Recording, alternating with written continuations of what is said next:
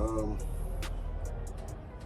get the measurements, cut that out, and shoot, we working today.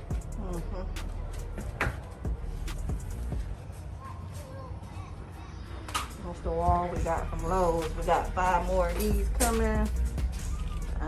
What else we got here? We kept this left over from the wall we took out. We could fill in spaces with that because it's in good condition still.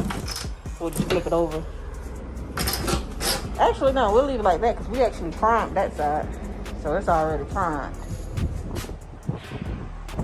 Backsplash should go over this. You think this wall's still good? Yep. We'll leave that wall in. That's where the refrigerator came from. We just wanted to clean it out. We're gonna replace this floor right here and foam it back up, clean those sockets out, probably cover those cords up somehow. Or I should have some electrical tape.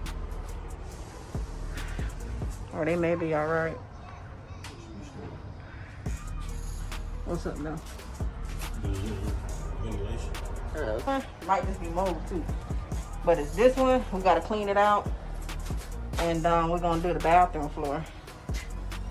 And then we gotta go to floor and decor. We already got a bowl sink for this, which hopefully it fit because our bowl might be big.